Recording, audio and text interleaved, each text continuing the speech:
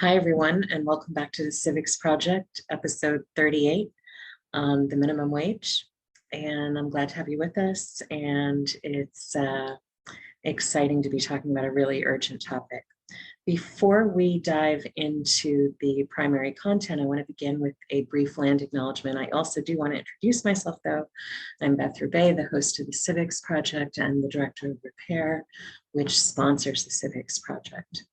So to begin with that land acknowledgement, Repair acknowledges the Tongva peoples as the traditional land caretakers of Tovangar, the Los Angeles Basin and South Channel Islands, and we are grateful to have the opportunity to work for the Taraha Tone, the indigenous peoples in this place. We pay our respects to Hanuk Vatam, the ancestors, Hihiram, the elders, and Iohinkem, our relatives and relations, past, present, and emerging. As noted, our subject matter today focuses on the minimum wage. The minimum wage in the United States was created in 1938 as part of Franklin Delano Roosevelt's New Deal, and it was created by the Fair Labor Standards Act, which is still with us today. The stated purpose of the Fair Labor Standards Act was to eliminate, quote, labor standards detrimental to the maintenance of the minimum standard of living necessary for health, efficiency, and general well-being of workers. It also had another purpose, which was to protect businesses that were interacting with workers more fairly from unfair competition by businesses which were cutting their costs by exploiting their workers. So the basic message is this is good for industry and the economy. It's important for workers' health and productivity as well. So again, Fair Labor Standards Act passed in 1938 as part of the New Deal meant to revitalize the economy and pull it out of the Great Depression under President Franklin Delano Roosevelt. The first minimum wage in the United States was a quarter, 25 cents. And that was as of 1938. It went up the next year, 1939, to 30 cents, a big jump in wages at the time. It didn't hit a full dollar, so there were gradual increases over time. It didn't hit $1 until 1956. After that, it was gradually raised over time, not on any particular schedule necessarily, so it would basically get raised when the political winds were blowing in the right direction in Congress and the Department of Labor. Mostly since the 1950s, the minimum wage might be raised more frequently, but it at least was raised in less than a decade at a time. So I think one of the longest delays was like 9 years and about 8 or 9 months, but a full decade didn't go by after the 1950s until very recently.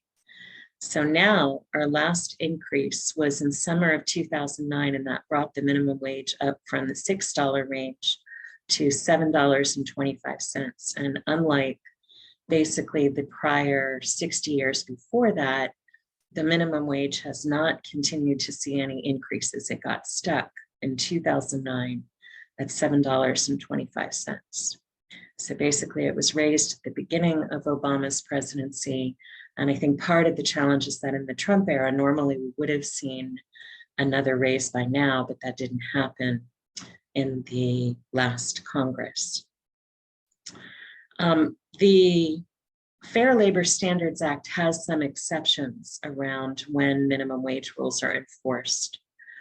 So one that it's had historically that thankfully isn't used too often, but does still show up, is that there's some specific programs that will allow less than minimum wage for basically like vocational and occupational activities for people with severe and developmental disabilities. So basically you're allowed to employ someone disabled at a sub-minimum wage. That's something I'm very critical of. And thankfully it's not an extremely widespread practice.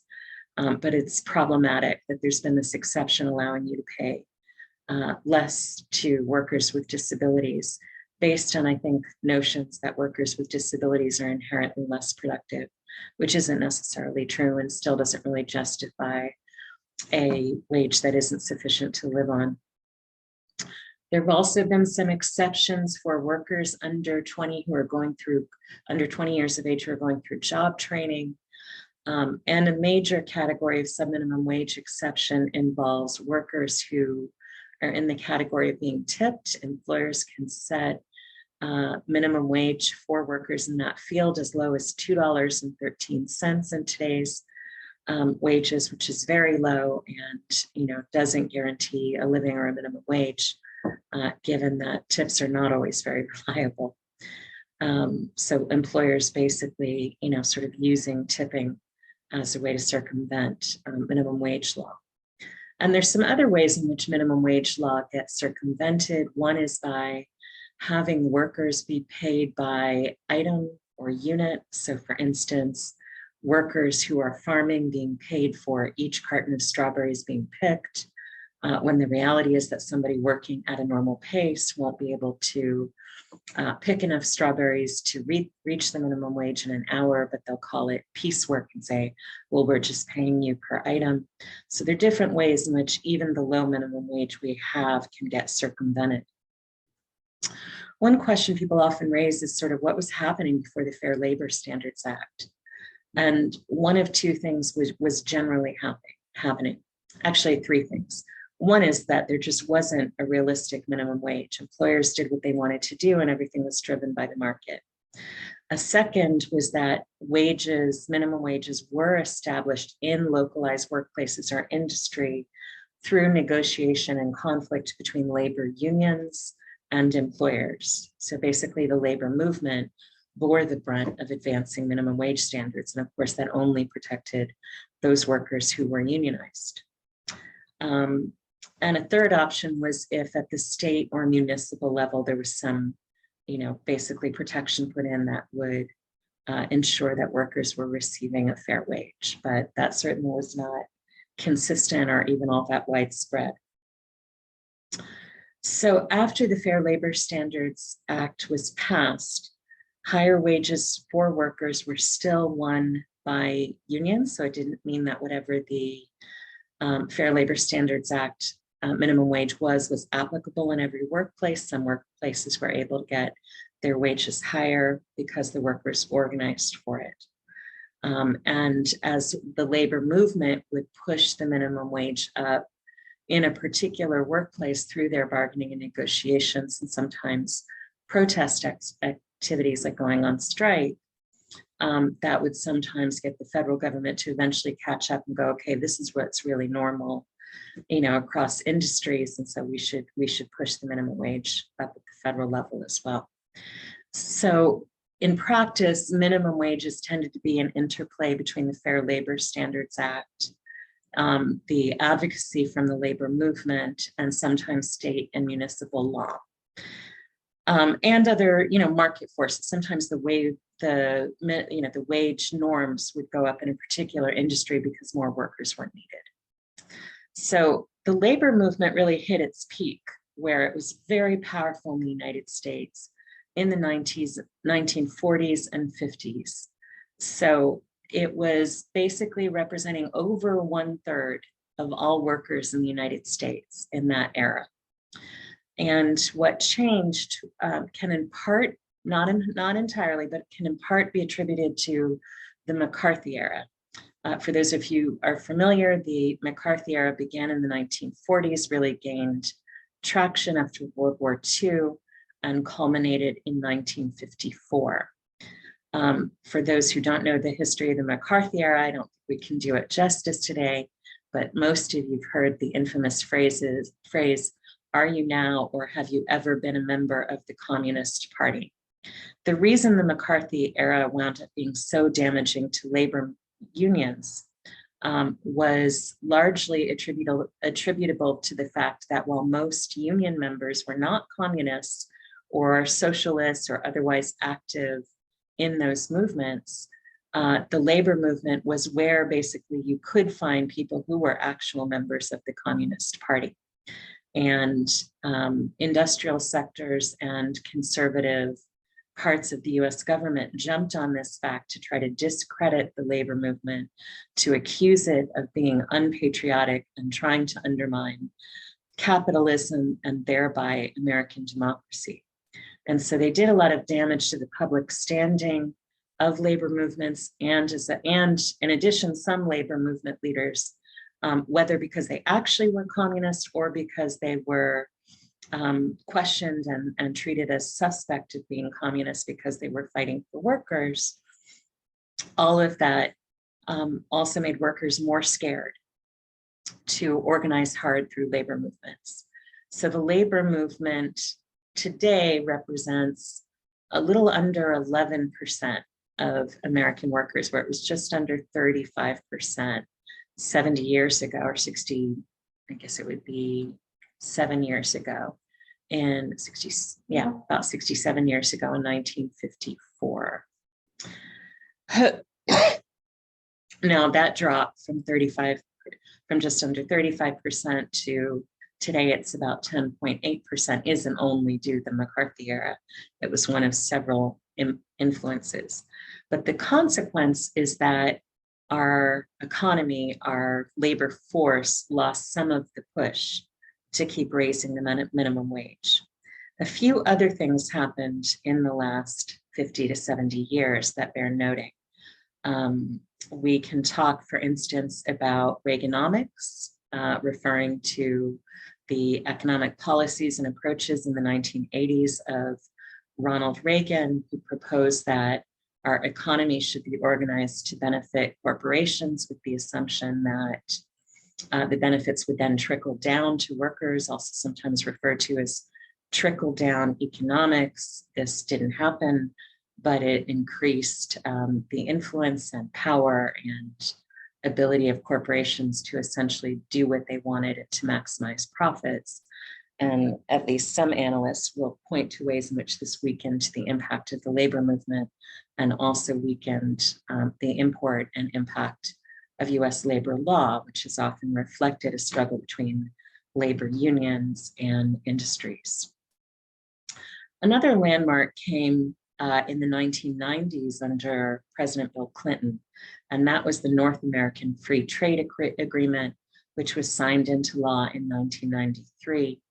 NAFTA was an agreement between the US, Canada, and Mexico, which basically eliminated most tariffs and trade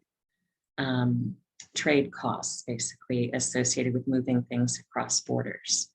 And one of the reasons that this weakened the labor movement and therefore the push for the minimum wage was that it made it more profitable for companies to take jobs that workers had been doing in the United States and move them down, particularly to Mexico, knowing that whatever goods they produced, they could then bring back into the country without facing tariffs. So it made it extremely profitable to move labor costs into countries with much lower labor standards, lower minimum wage, fewer protections for workers who are vulnerable.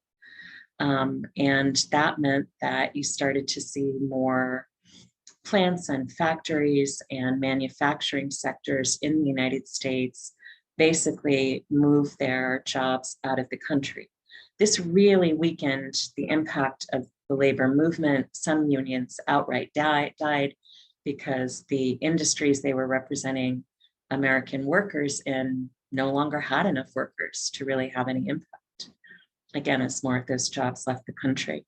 So, and more broadly, globalization, referring to the erosion of national borders in certain respects and the creation of one global economy, really created crises for the labor movement.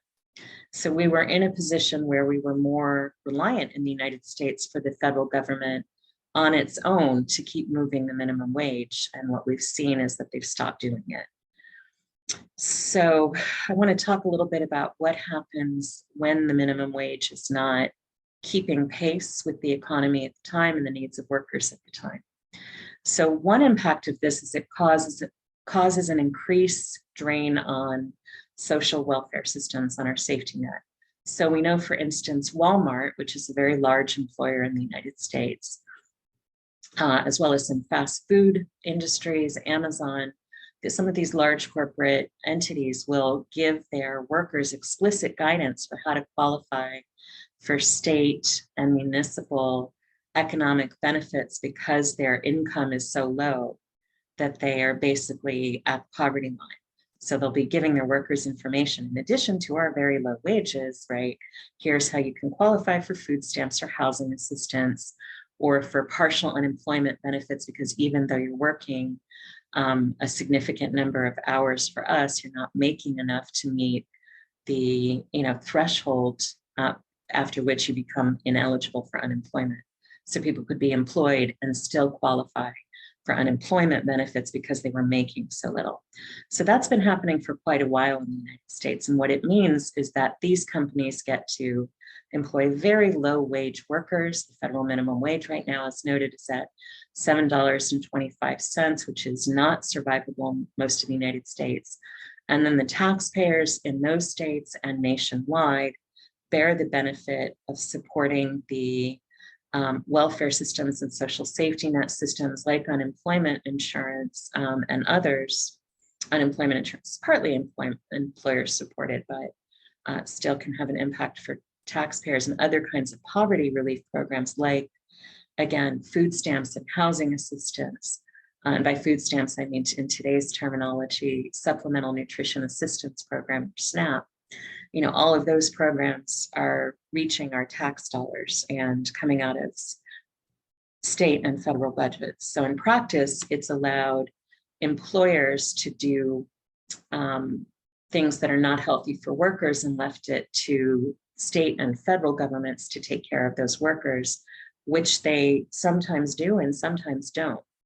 In addition, remember that one of the original purposes of the Fair Labor Standards Act was to prevent unfair competition, right? To say, we can't have employers who are exploiting the heck out of their workers and able to then produce things and sell things for very little money and driving the small businesses and the ethical businesses out of business. And in practice, what we've seen is decreasing viability of small businesses and, sort of Amazon becoming everybody's vendor of choice much of the time. I won't say everybody, but for many people, and I'm guilty of this as well, becoming the sort of most affordable or rapid alternative, and doing so because they're exploiting workers. And then as a consequence, a lot of small businesses or small vendors get driven out of business or have to do business through Amazon and give them a cut.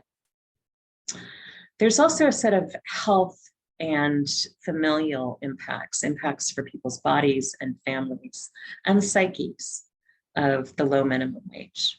So one of the things that we know is when the minimum wage is not keeping up with the cost of living, we see increases in housing and food insecurity, which of course is incredibly damaging for health.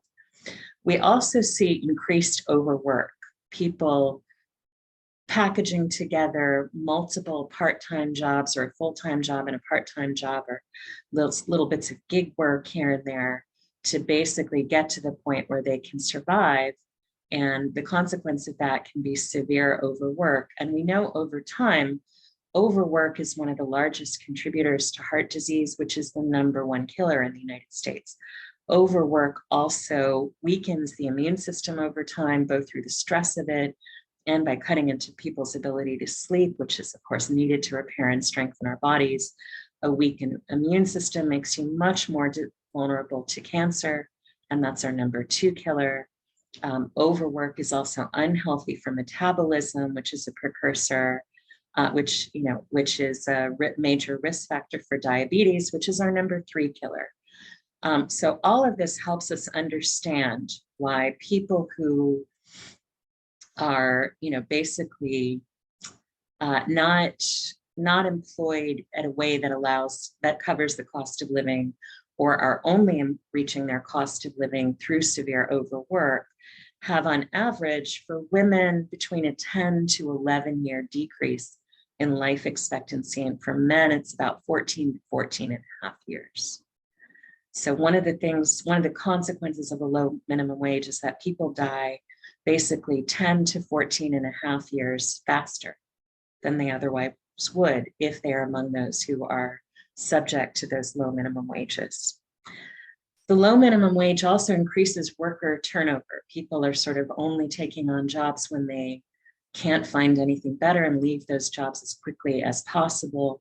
We also find that while some people will still work hard under those conditions, productivity overall suffers in part because workers are often not invested in the job, but also because workers are overtired and productivity goes down, even when people are trying hard to do a good job because they're exhausted. Right? So less actually getting done in people's work hours, workers flipping between jobs very quickly. We see increased patterns of discrimination. And some of that is about the fact that workers and their employers are stressed out in these conditions. And those tensions are more likely to generate conflict, which isn't handled well.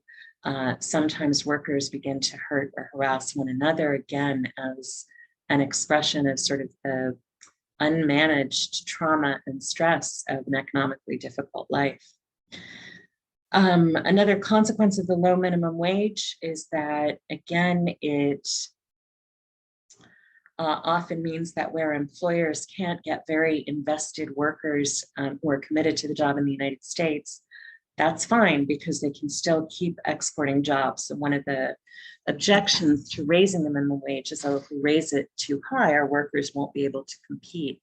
They can't anyway, if what we have is a scenario in which a company can go and pay somebody at 1950s wages, can pay $1 an hour or less to workers and don't face tariffs getting goods back into the country in some cases. And if they do, they still have a hefty profit available.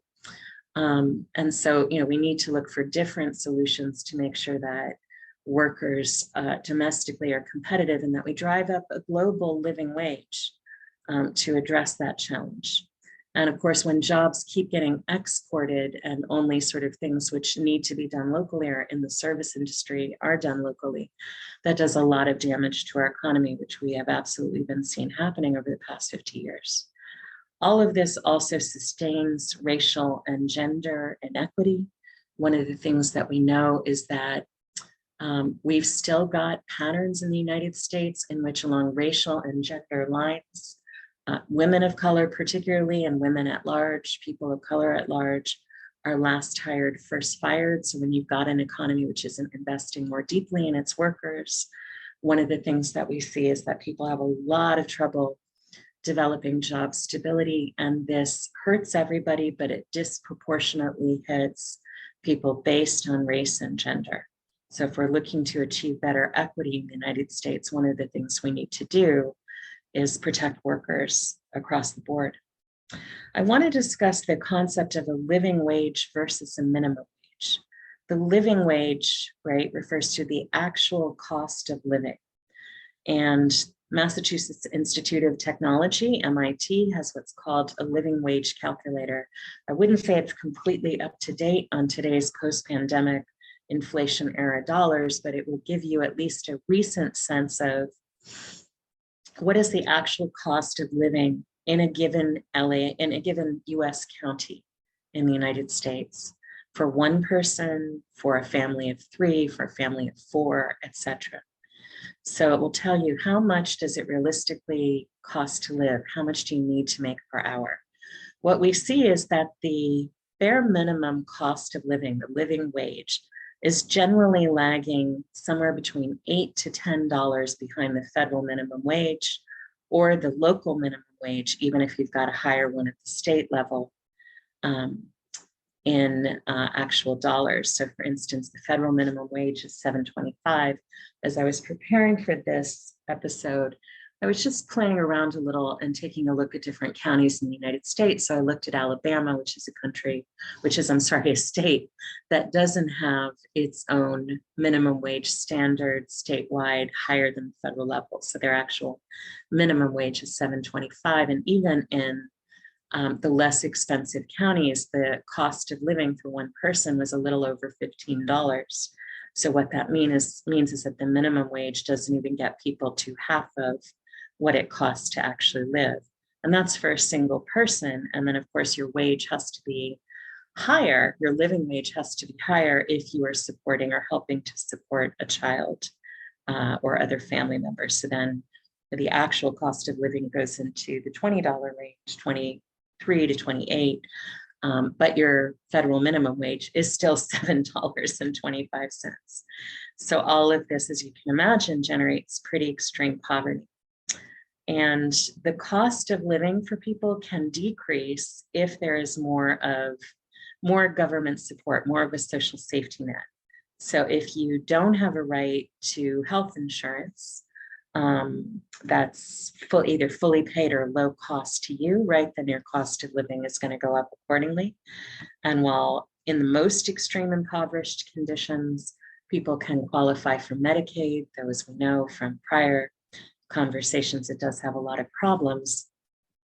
There are a lot of folks who don't qualify for Medicaid and don't get employer provided insurance, and basically are now at least benefiting from the Affordable Care Act to qualify for some sort of plan, but often those still have higher premiums than people can afford, even with contemporary government support. So the original vision, I think, of the Affordable Care Act was meant to ensure that health insurance would be accessible for everyone. And though the Affordable Care Act has not been repealed or overturned, a number of its protections have been weakened and eroded since its passage. And so in practice, it's inadequate for that purpose. Relatively speaking, all of this adds up to the fact that people have healthcare costs that no one else covers, or no one else covers adequately because they're not getting enough coverage under insurance plans, or there's high copays or high deductibles. And all of that amplifies the cost of living. Without if the government funds access for people who need it to childcare, of course, that reduces the cost of living for individual people and for families. And that's one of the things we know that the United States is debating now under the Build Back Better agenda. And if the government provides more forms of poverty relief, then that can reduce the cost of living, or where people are not meeting it, offset it so that, the gap between the minimum wage and living wage is not as dangerous to people's health or survival. But when you have less of a safety net and you have a low minimum wage, that's a recipe for basically rampant poverty, for lowered life expectancy, and for an economy in which workers are going to have a lot less power. We have to keep in mind too, when we look at these figures, as I noted, our rates today have not been adjusted to account for rising costs due to inflation, which we know is getting acknowledged and debated in today's media, as we're starting to sort of feel the pinch at the grocery store or the gas station or other places, or, as folks are paying their utility bills, various places where folks are trying to manage increased costs. For anyone who's not familiar, just to redefine inflation, right? Inflation refers to rising costs in times when demand exceeds supply. And I should qualify that and say that's a formal definition. And sometimes it's not that there is inadequate supply to meet the demand. Sometimes we just see profiteering and price gouging by industries, meaning they could make an adequate profit and meet the demand, but they basically decide, hey, we can, sort of act as if there's a shortage when there's really not, and use that to raise prices. So inflation, when can happen organically when demand exceeds supply, and in our current pandemic and emerging from pandemic economy, we certainly can understand why that might be happening, as we've had a lot of industries be disrupted. And so supplies in some instances are now running low. That can also just happen essentially because of corporate greed. The next question folks might ask is, okay, so what's happening? What's going to be done about this?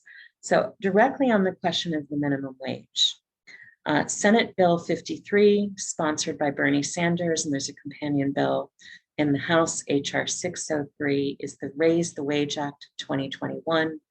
And this proposes to raise the federal minimum wage over a 5-year period. So it will go up a bit each year. So initially, if it's passed in this session of Congress, it would go up to $9.50 from $7.25. And over a 5-year period, it would get the federal minimum wage up to $15, with the possibility of further raises after that through the Secretary of Labor, as indicated, basically. So this again is Senate Bill 53, HR 603. I think the chances of it passing in the House are fairly good. In the Senate, it has 37 co-sponsors in addition to Senator Sanders. So basically 38 senators will be ready to vote for the bill as is, and possibly some more would sign on. And as you know, or probably know, we need 51 votes to pass legislation in the Senate. So for the minimum wage to go up, as Senator Sanders is proposing, will basically take another 13 votes that they may or may not be moving towards yet. So that's one issue, to raise the minimum wage, but we want to recognize that the minimum wage is interconnected into these other areas of labor law and economic equity.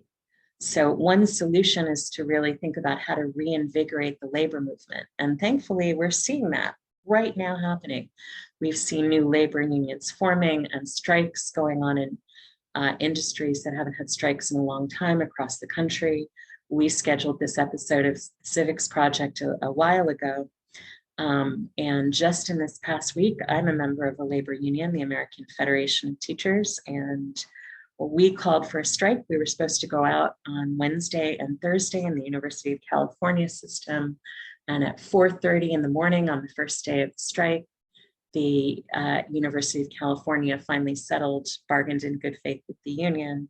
And among other things, we want to raise, as well as, different kinds of protections for abuses in the workplace and workload.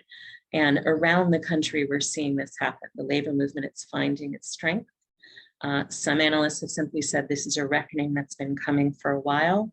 Others rightly, I think, point to, and I agree with that, others rightly point to the fact that the pandemic has been devastating to individual and local economics, to the extent that people are just sort of fed up with the exploitative economy and ready to fight back. And so we're seeing workers nationwide mobilize and flex their collective muscles in a way that we haven't seen in a few generations. And that's exciting from my perspective.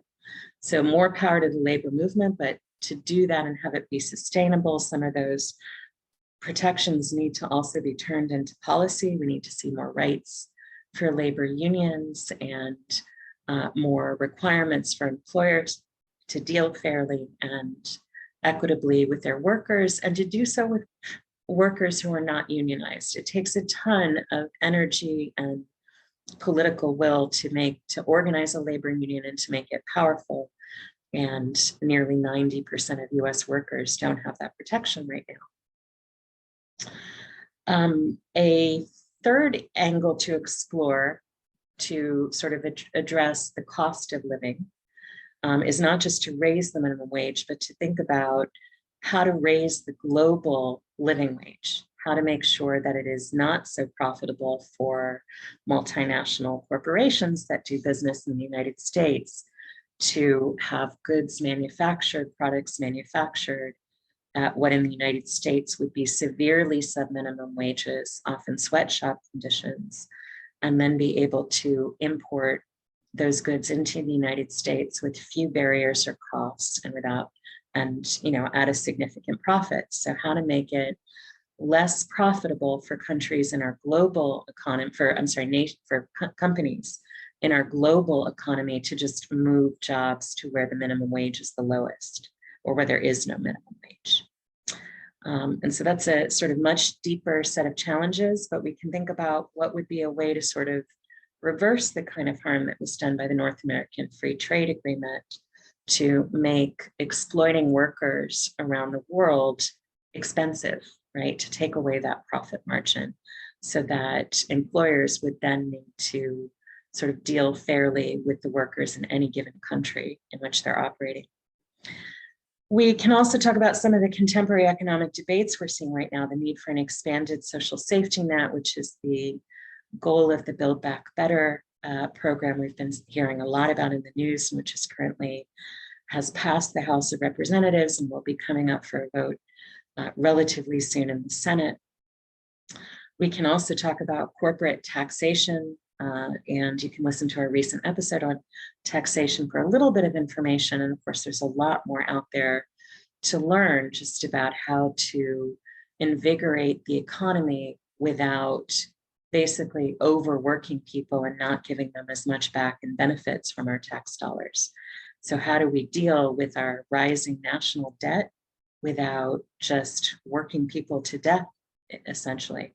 And that's not just a phrase, right? We've heard about the relationship between life expectancy and poverty and overwork.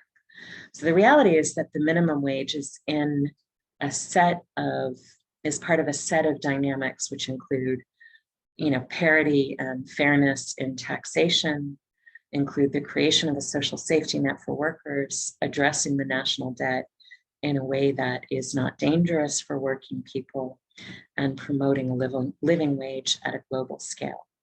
And on that note, my book recommendation for today just came out this month, which means I have not even read it, but I'm still going to recommend it based on my respect for the author and those who have already given it rave reviews. And the book is One Fair Wage, Ending Subminimum Pay in America. The author is Saru Jayaraman. Again, that's One Fair Wage, Ending Subminimum Pay in America by Saru Jayaraman.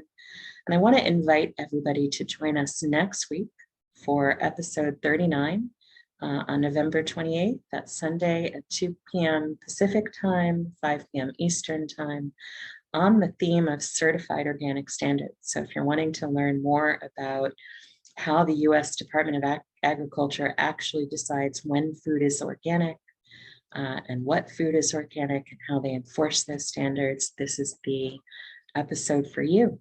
Hope to see many of you next week. Thank you all.